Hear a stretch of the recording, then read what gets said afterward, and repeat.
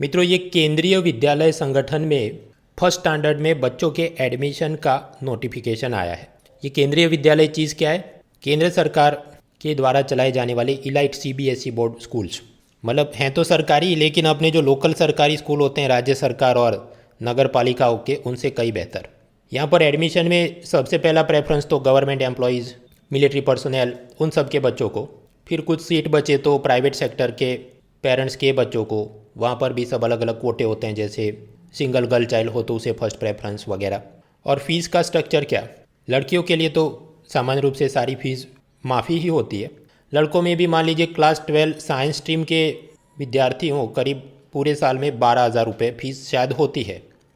और सामने private sector के स्कूल में कितनी चलेगी? अच्छे वाले में आप जाएँ तो 85,000 रुपीज़, मतलब करीब करीब 72,000 रुपीज़ की बचत। अगर आप कोई ये यूपीएससी, स्टाफ सिलेक्शन कमीशन वगैरह गवर्नमेंट एग्ज़ाम जॉब्स क्लियर करे तो आपका तो भविष्य सुधरता ही है, आपके बच्चों का भी भविष्य सुधरता है। इतने सारे पैसे बच जाते हैं, अच्छे स्कूल में पढ़ाई होती रहती है।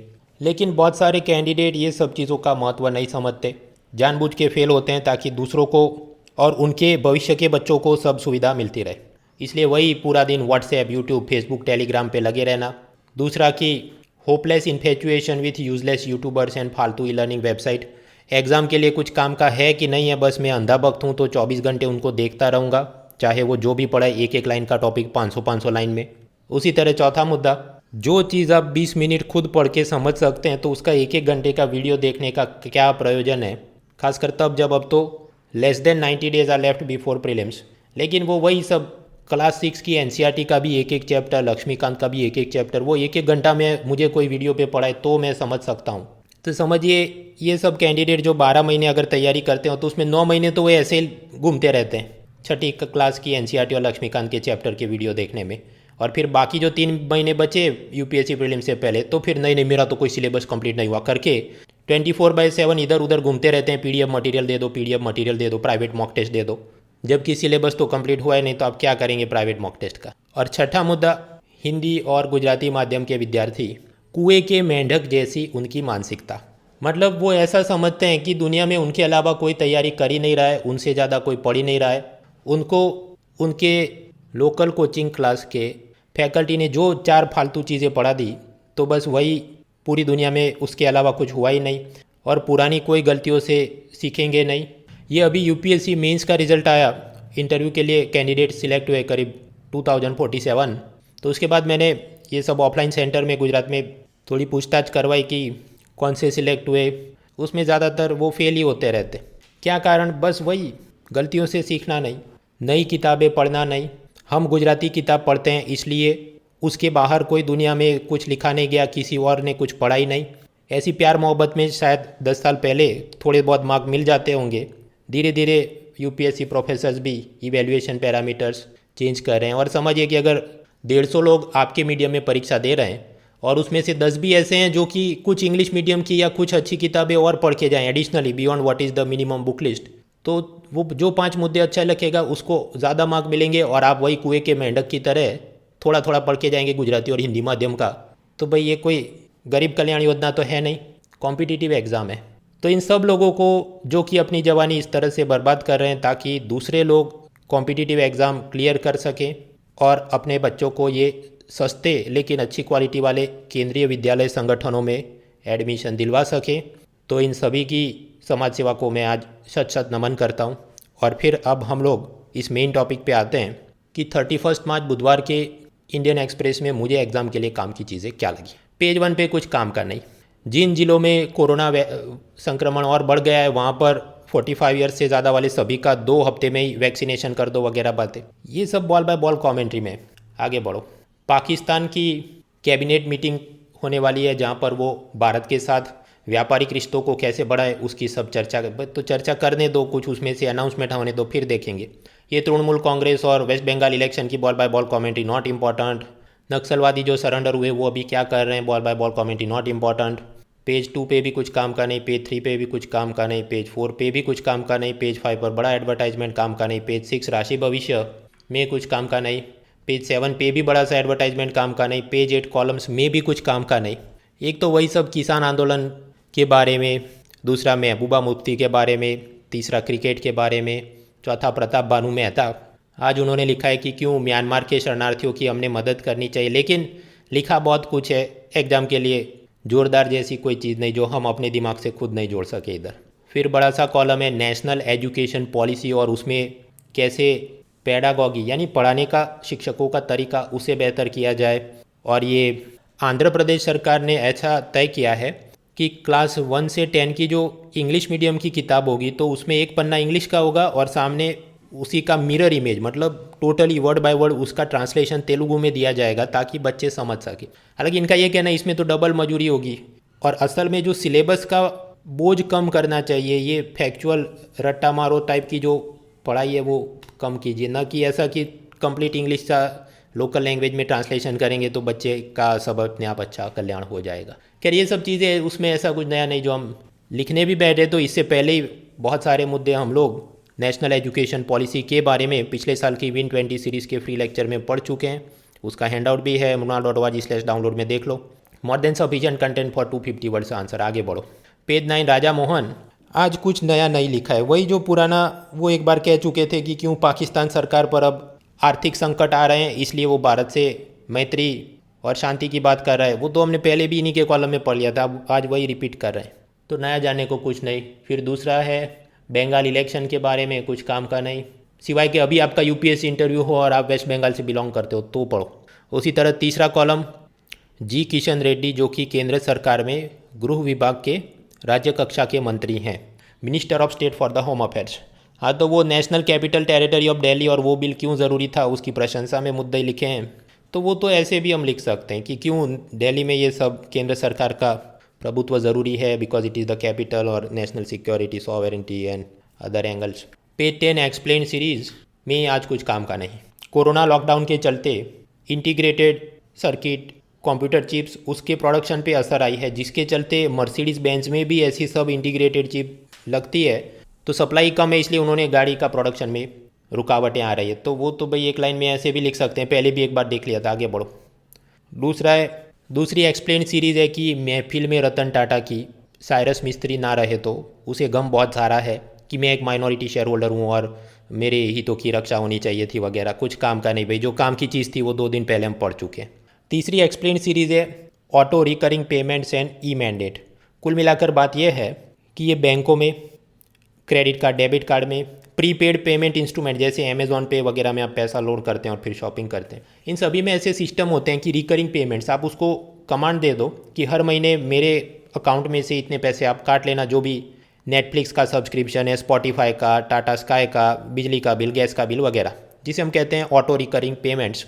आरबीआई ने उसमें कुछ नियम सख्त किए ताकि कस्टमर प्रोटेक्शन हो सके कि जब भी बैंक वाले ऐसा पैसा काटने वाले हैं तो उसके 24 घंटे पहले कस्टमर को नोटिफाई करना होगा कि हम ऐसा करने वाले, ताकि अगर वो भूल गया हो, उसको वो सब्सक्रिप्शन कैंसिल करवाना हो तो वो कर सके। उसी तरह मान लीजिए 5,000 या उससे ज़्यादा वाला हो तो अपने आप नहीं कटेगा, पहले OTP डालना होगा वगैरह। अभी जो एक्चुअल नॉर्म्स है, technical norms, not important for the scope of UPSC exam, bank की तैयारी कर रहे हैं तो थोड़ा बहुत देख सकते हैं।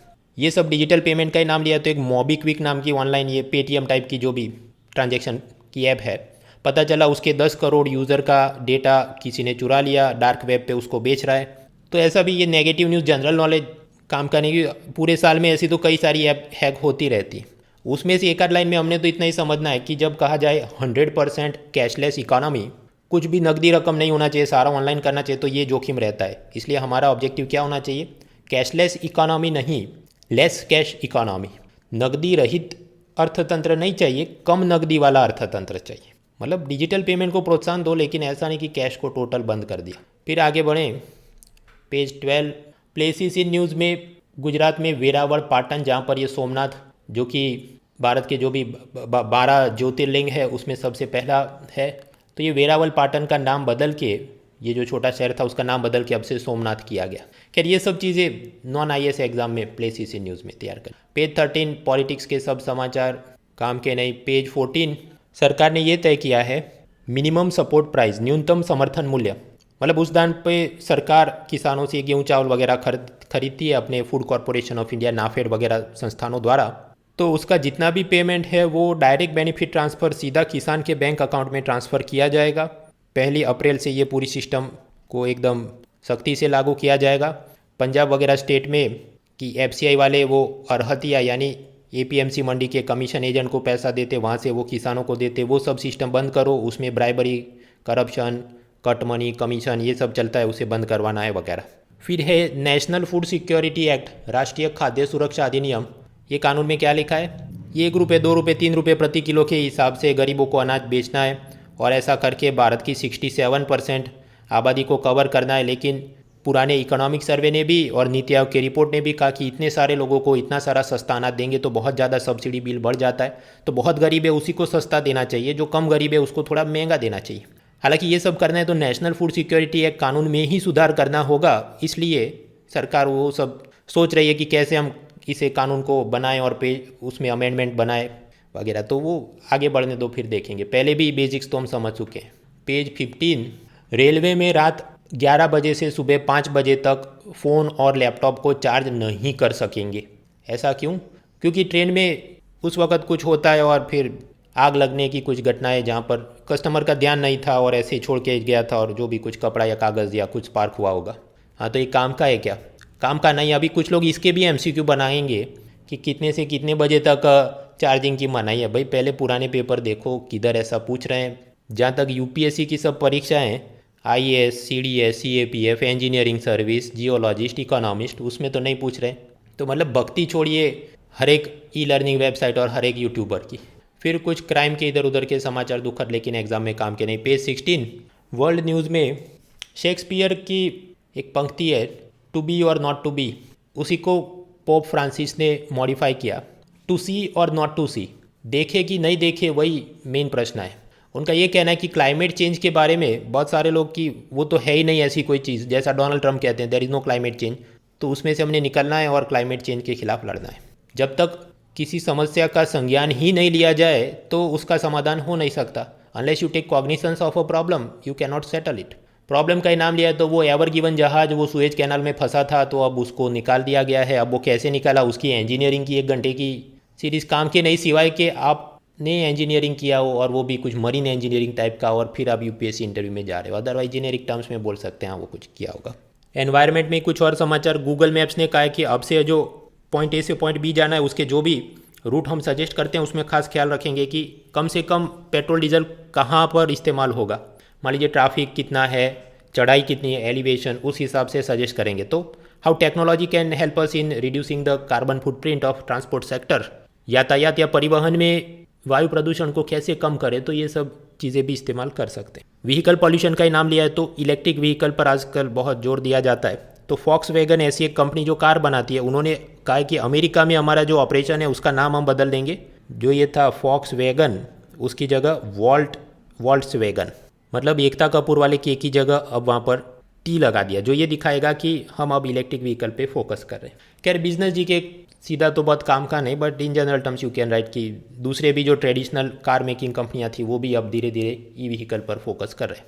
अलग अलग देश के बड़े बड़े नेताओं ने अलग अलग आर्टिकल्स में ऐसा कहा है कि भविष्य में जितने भी महामारियां हों उससे लड़ने के लिए एक समझौता या संधि की जाए, global treaty to combat future pandemics. लेकिन अभी उन्होंने कहा है, फिर अभी कॉलम लिखे जाएंगे, फिर उसकी निंदा की जाएगी, तब उसको आराम से पढ़ेंगे, तुरंत खुद से उसकी पीएचडी करने नहीं बैठना है। ऐसे ही वर्ल्ड अफेयर्स में हम देखें, भारतीय मूल के जज, उनको अमेरिकन प्रेसिडेंट जो बिडेन ने वाशिंगटन डीसी की डिस्ट्रिक्ट कोर्ट में जज नियुक्त करने के लिए नॉमिनेट किया। पर वो तो डिस्ट्रिक्ट लेवल की कोर्ट, सुप्रीम कोर्ट का नॉमिनेशन आए तब हमने तैयार करना चाहिए। Otherwise every person in news ऐसे ही तैयार करेंगे तो इसी में टाइम चला जाएगा with poor cost benefit. China ने हांगकांग लेजिस्लेचर में चुने हुए प्रतिनिधियों की संख्या जो पहले ज़्यादा थी उसको कम करते करते बहुत मे बी 20-35 ही कर दिया है। हालांकि इतनी सब करने बैठे एक हद से ज़्यादा फ़ायदेमंद नहीं। हांगकांग और चाइना के बीच क्या मसला है, ब्रिटेन अमेरिका वगैरह का क्या रुख है, भारत का क्या रुख है, ये सब चीज़ें 2-2, 3-3 लाइन में कंप्लीट करनी चाहिए। Beyond that ball by ball commentary, कितनी सीट थी पहले, कितनी रिड्यूस की, काम का नहीं। उसी तरह म्यांमार में धमाल जारी है। अब प्रोटेस्टर ने गार्बेज स्ट्राइक शुरू की है, मतलब वो कूड़ा करकट सब सड़कों पे बिछा रहे हैं वगैरह। Ball by ball commentary not important. Afghanistan के साथ भारत की मंत्रणा, और हमारे एक्सटर्नल अफेयर्स मिनिस्टर ने कहा कि अफगानिस्तान में हम डबल पीस चाहते हैं, दोहरी शांति, मतलब अफगानिस्तान के भीतर भी और अफगानिस्तान के इर्द गिर्द भी। मतलब ये जो चीन और पाकिस्तान वो कुछ धमाल नहीं करे वो भी हमने देखना है। आगे बढ़े पेज 17, जानने लायक चीज़ें हमने देख ली, वो ऑटो रिकरिंग डेबिट, आरबीआई के नए ऑर्डर्स, मोबीक्विक का डेटा हुआ hack, Sensex up down calm की नहीं, साइरस मिस्त्री नाराज़ हैं, काम का नहीं, एयरलाइन कंपनियां कोरोना में सेफ्टी प्रोटोकॉल का पालन नहीं करी, ज़्यादा दंड उस पर लगाएंगे, काम का नहीं। सेबी ने फॉरेन पोर्टफोलियो इन्वेस्टर के सब नियमों पर सुधार किए, लेकिन वो टेक्निकल की कब वो अपना लाइसेंस रजिस्टर करें और उसको सरेंडर करें, उसके ये सब अपने लिए काम का नहीं। केंद्र सरकार ने राज्यों को 63,000 रुपीज़ जीएसटी कॉम्पेंसेशन सेस के रूप में रिलीज़ किए।